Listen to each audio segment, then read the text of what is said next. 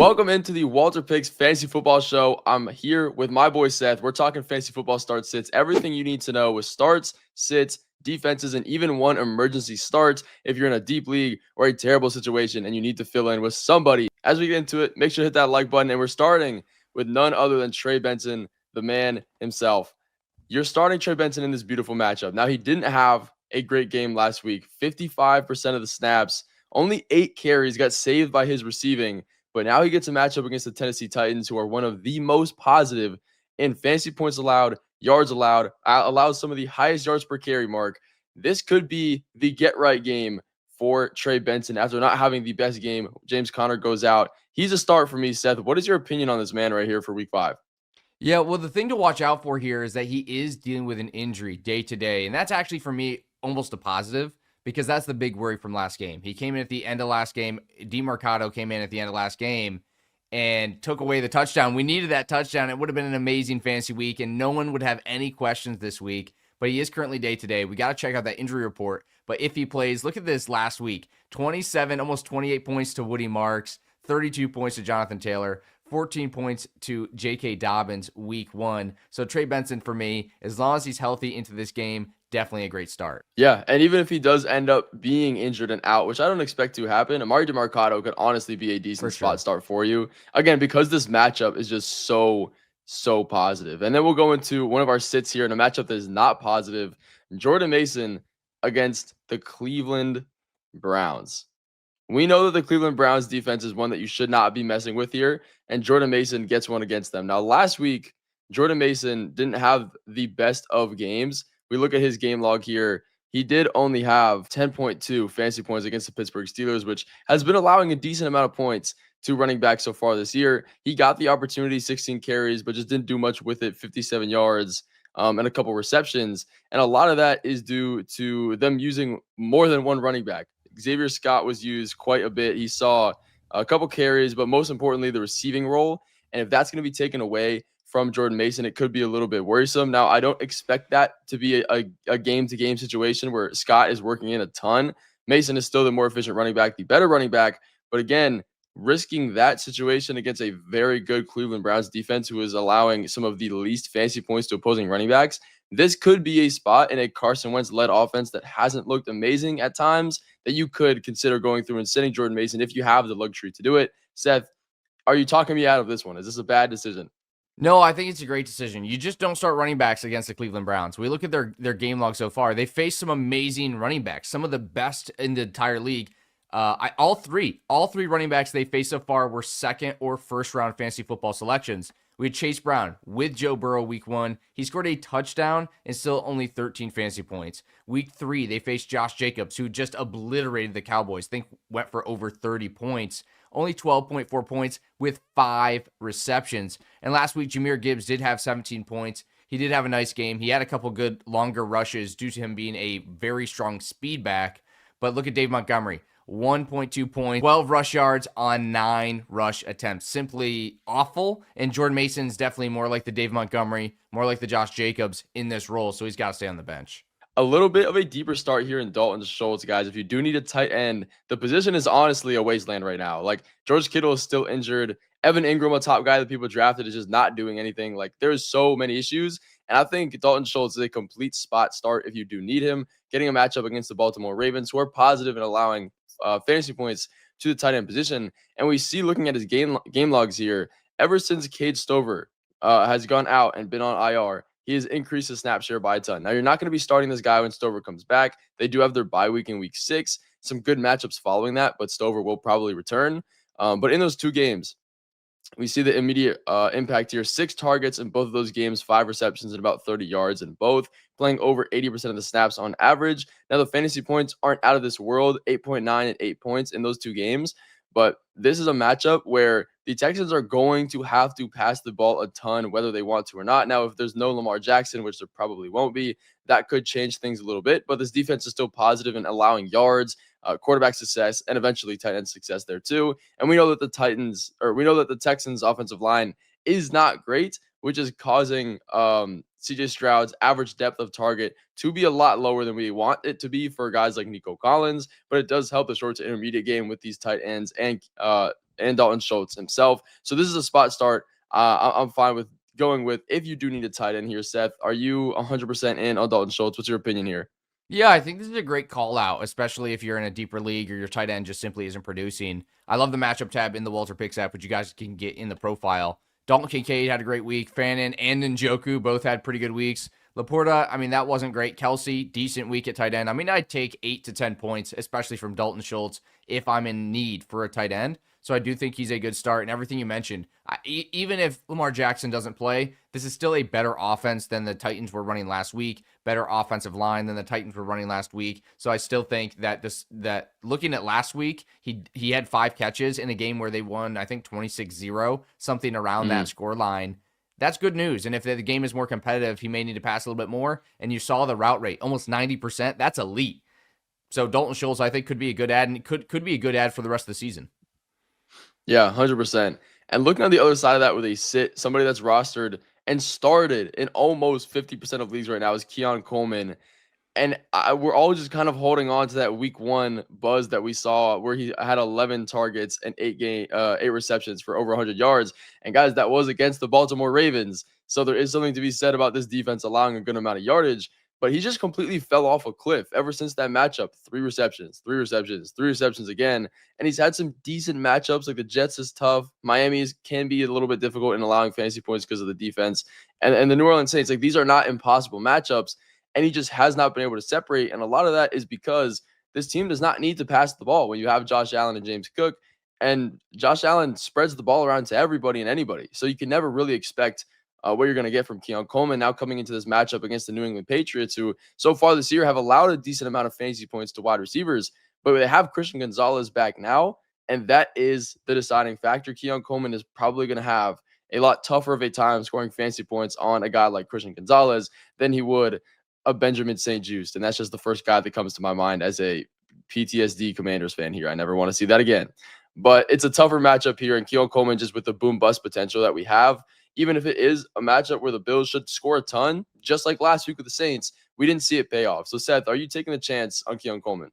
I'm definitely not taking the chance on Coleman this week. Exactly what you talked about. Week 1, I did the research week 1 as well, just to break it down. He had about 5 to 7 fantasy points until the last 5 minutes of the game. He scored a touchdown. He was getting a lot of targets. That was a game where it's just like blitz down the field, go as fast as you can, and Coleman fits that bill for the Bills. But this week against the Patriots, they're probably not going to need to do that. James Cook is going to dominate. Josh Allen's going to dominate. The ball's going to spread around. So unless he scores that big, long touchdown, which, hey, could happen, but based on the last 3 weeks, not looking likely, I'm definitely leaving him on the bench. Yeah, and then we go through and look at another wide receiver that's a bit controversial this week. Is going to be Jalen Waddle. Now that we have Tyreek Hill out for an extended period of time with the knee injury, he moves into the number 1 wide receiver slot on a Dolphins offense that you could debate how important that role really is. But now he's coming into a matchup against the Carolina Panthers, which hasn't allowed a ton of points to wide receivers, mostly because the running backs find so much success. But this should be a game that 100% is competitive between the two teams. It shouldn't be a blowout where the game script completely changes and we have to deal with all of those variables. But Waddle as the wide receiver 1 against the Carolina Panthers, he's been seeing about 6 targets per game as the number 2 behind Tyreek Hill. Now we have Darren Waller in the offense getting targets, but I don't think that's going to change too much with Jalen Waddle. He is rostered in under 50%, or he's started in under 50% of leagues. So this could be a spot start, guys, if you do need it, and take that chance on the wide receiver 1. Seth, are you taking the chance? Because this is a relatively risky play.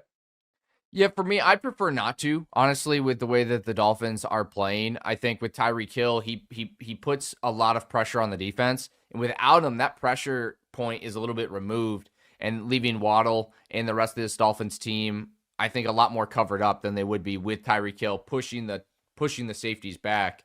The offense also hasn't looked that great so far this year. And like you said, Darren Waller getting some targets. But I do think Tyreek Hill's out. Who else is he going to throw to? That's really the question here. So if you do think he can get like 8 targets, he'll probably be decent in the spot start. I do see Carolina. I've been very matchup focused this year, so I prefer not to start him. But if you lost Tyreek Hill, maybe you doubled up on the Dolphins there. You lost Malik Neighbors. I mean, you definitely could do a lot worse than Jalen Waddle. I don't think there's anything close on the waiver wire. So definitely a start if you're dealing with any sort of injury. Maybe you got players out on bye this week. Week 5 is the bye start. So maybe you got players out on bye. I think he's one of the best options you could possibly have if you're saying, well, I need somebody this week, who's it going to be? Well, Jalen Waddle without Tyreek Hill sounds like a good spot start for me.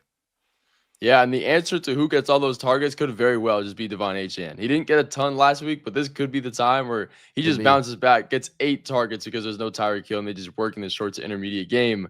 But speaking of a wide receiver that is not getting a target share like that, Mr. Ladd McConkey. And I know there's a lot of people dealing with this problem coming into this matchup here against the Washington Commanders. Now, I am wearing a Commanders shirt right now. It just so happens to be that way during the show.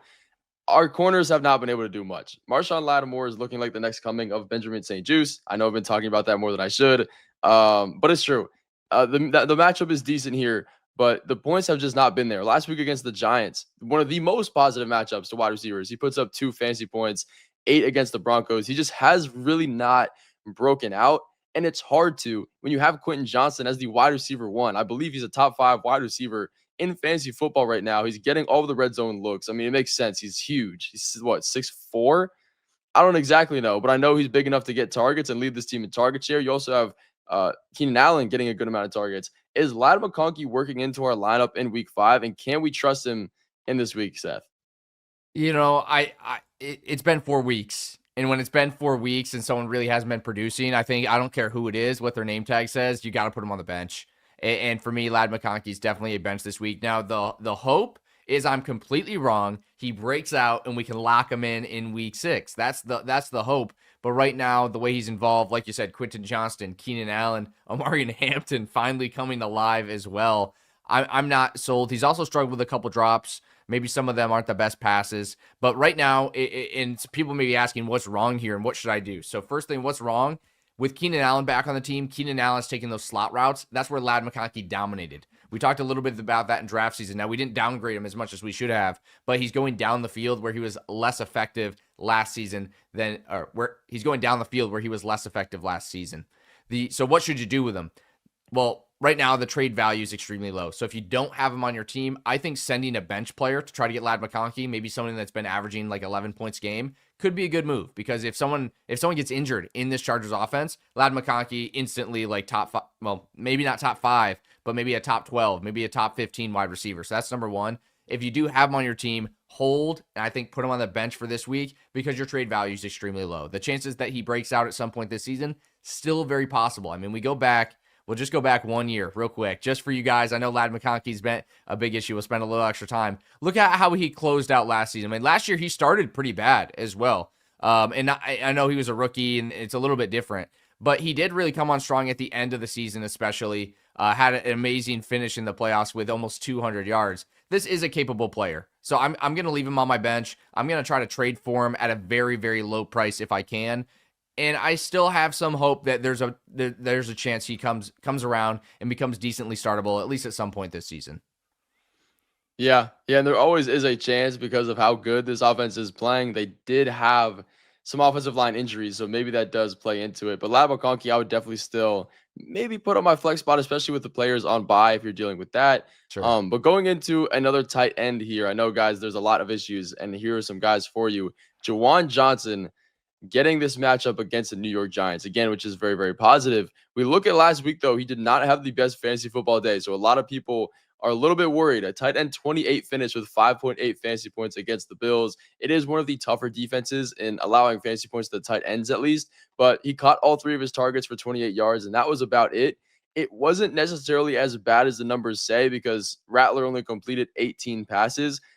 That's 10-ish less than usual, only 126 yards. So the relative target share was still bad, but not as bad as it looks. And now, again, this matchup against the New York Giants, he should be able to bounce back to his regular target share. He's averaging 9 targets a game outside of last week. So when this offense has to, again, operate in the short to intermediate game because the offensive line and the team just can't push the ball downfield at a regular rate, it's going to help Juwan Johnson, which is why he's been so viable in fantasy football right now. So in this matchup against the Giants, who honestly look competitive now with Jackson Dart and Cam Scatterbo coming into their own, this could be a game that warrants a lot more pass volume than usual. So this is a spot where I'm starting Juwan Johnson with a bounce back of the target share and the pass volume in total. Seth, are you trusting him in your tight end slot and maybe even a flex if you need it? Yeah, I don't know if I go as far as the flex spot, but the tight end spot, definitely. like we talked about with Lad McConkey, it's been 4 weeks. It's also been 4 weeks for Juwan Johnson as well. And 3 of the 4 weeks have been extremely positive. The Bills are a very tough matchup. The Saints actually have been playing great, guys. I think we got to stop saying, oh, we got to play defenses against the Saints. They've been good. Chris Olave's been good. Juwan Johnson's been good. Kendre Miller has been solid as well. Alvin Kamara, maybe not what we want for fantasy football, but still pretty decent as well. This team looks a lot better than what we expected. So I'm not going to go with one down week and start benching a player that's been a top tier guy this season. Yeah. And then speaking of one guy that might be a bench and has been having a down season all season, his name is TreVeyon Henderson. And now this guy was getting hyped up a ton pre-draft, and part of that might have been me. But he has just not ran away with this running back role. And it's kind of crazy because it's not like there's a bunch of there's not a bunch of competition back in that running back. It's Ramondre, it's Antonio Gibson, 2 guys that have totaled 9 fumbles last season. We've seen Ramondre already fumble over 2 or 3 times this year. Like, it's just not great. And then when you look at TreVeyon Henderson's numbers this week coming in to the Buffalo Bills on the other side of that, 7 carries last week for 32 yards and a touchdown. It's a decent amount of yards per carry. Like, he's not necessarily inefficient, but this is a complete committee running back splitting 3 ways right now. We'll see TreVeyon Henderson get a full drive. Then we'll see Ramondre Stevenson get a full drive. They're still splitting all the 2-minute drill stuff. TreVeyon Henderson is a little bit used at the goal line, but then so is Antonio Gibson, and so is Ramondre Stevenson. So there's no real role that Henderson has just yet. So it's going to be a little bit risky putting him in your starting lineup, even if it's a matchup against the Bills where you'd expect, oh, maybe there's going to be a lot of passing. The defense itself actually isn't that great, but it is such a risky start. And even with the rest of these running backs, I don't want to take the chance of guessing who's going to be the one that gets all of the receptions. It's a little bit worrisome. It's crazy because the Patriots are putting up good amount of points and Drake May is looking great, but the running backs just really aren't doing much. Seth, what's your opinion on these guys here? Yeah, I think one of the things we want to focus in on, and one of the things we've been talking about actually with like players like Woody Marks, players like Matthew Golden, you see their snap share increasing every single week. And as a rookie, we get excited about that. We say, okay, they're learning the offense. They're getting better. We look at TreVeyon Henderson. That's simply just not the case. He played 35% snaps week 1. He played 30% snaps last week. His yards per carry, like you mentioned, Avery, not bad. But Ramondre Stevenson's were actually better, and Antonio Gibson was also above 4 yards per carry as well. So there was not a clear running back 1. There's no clear target share leader. Nobody really has a defined role in this offense. Even with Ramondre fumbling and Antonio Gibson fumbling, TreVeyon Henderson is not taking over. I actually think this is a good sell high moment because there's people in your league, like Avery said, and I was one of the people that believed as well. We saw this explosive preseason. First time he touches the ball, he returns a kick for a touchdown. Like, how much more hype could it be?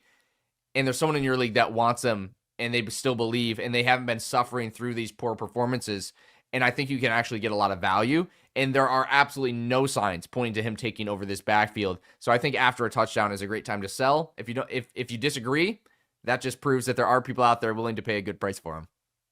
Yeah, and definitely let us know in the comments, guys, if you're going to be trading him, what kind of trades you want to send, and also your start-sit questions. Of course, we'll try to be in there answering them for you. But speaking of start-sit questions, the question here is Nick Chubb.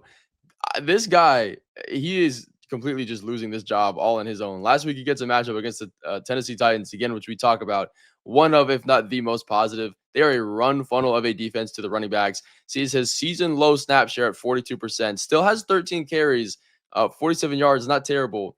But the main story here is Woody Marks coming in, seeing 56% of the snaps, his season high, 17 carries, 69 yards, 4 yards per carry, a touchdown, was used in the receiving game as well.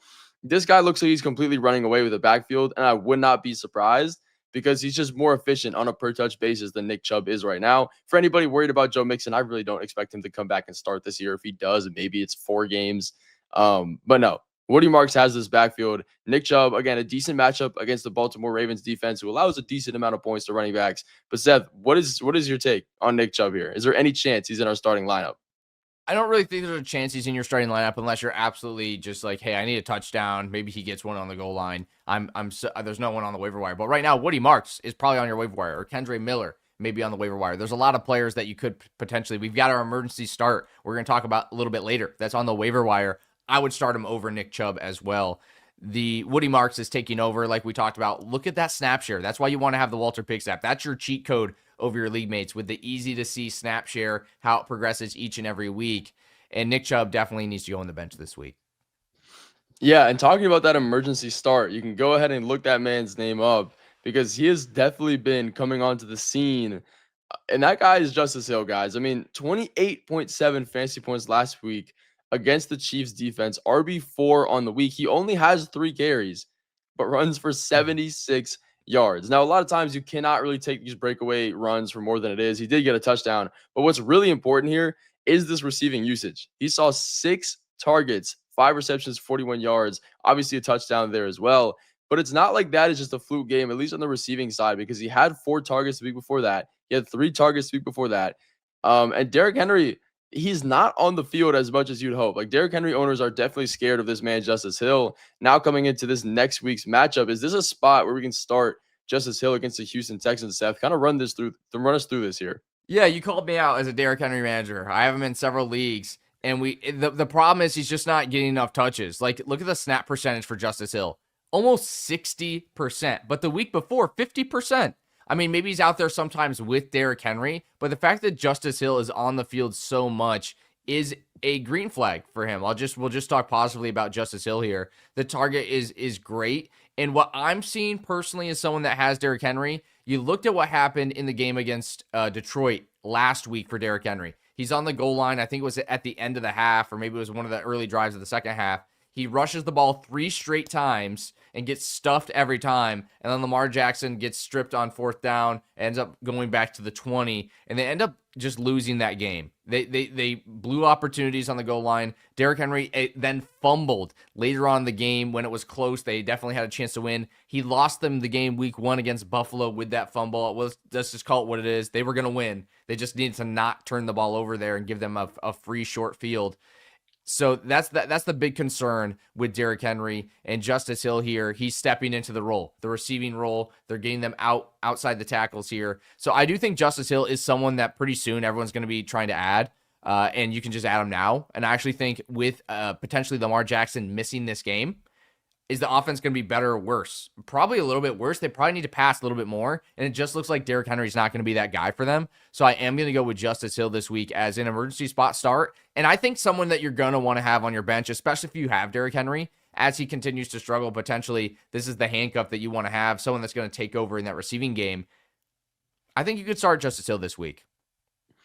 Yeah, guys, and this is a call out. If Justice Hill ends up putting up over 10 fantasy points, come back here and say, Seth, I should have just known that you're the fantasy football genius. You can see into the future. I'm sorry for ever doubting you. Justice Hill could definitely be an option for this week. And speaking of some options, guys, you always need to be streaming a defense. It's just, if you look at the stats, streaming defenses perform better on average than just sticking with one all year long. So if you're streaming this week, I highly suggest you do. The Arizona Cardinals are going to be an option for you. Again, we talked about how positive the matchup is for everybody against the Tennessee Titans. Cam Ward is only averaging 160 pass yards a game. If you saw his post-game interview, he is not happy. This team is not happy. I wouldn't be surprised if he just gets benched for a game sometime soon. But regardless, the Tennessee Titans is definitely a positive matchup for a defense that has been decent, but definitely not living up to the potential with all the defense they drafted this year. But again, 6 points last week against the Seattle Seahawks is not terrible. And then they're averaging about 8 to 9 fantasy points per game. But again, you spot start them in the good matchups. They're averaging almost 3 sacks per game. This is one that you can definitely go through and start. But if you can't get them, you can also go through and get the Rams. They get their matchup against the 49ers. Now, this team is honestly looking a lot better than we expected, but they still allow a decent amount of points to opposing fantasy football defenses. And this Rams defense is doing very good so far this year, averaging just under 10 fantasy points per game. And again, taking advantage of the positive matchups. In week 1 against the Houston Texans, they had 12 fantasy points. Week 2 against the Tennessee Titans, they had 9. 2 very tough matchups they're just coming out of with the Eagles and the Colts. Spot start him here against the 49ers. And then our last defense here, another one rostered in less than 20% of leagues right now, is the Colts. They get a matchup against the Raiders, who, thank you, Geno Smith. He has, I believe, 7 interceptions in 4 games. This Indianapolis Colts team as well, if you can see the WalterPicks app for their totals, they're averaging an interception a game right now. So this is a spot start we can have them in. They also get a decent amount of sacks and pressure on the quarterback. And we know Geno Smith is not afraid of throwing those interceptions. But that is going to finish out this video. Thank you guys so much for hopping in this start sits. We hope to see you in the next videos and live streams coming very soon. We will see you there.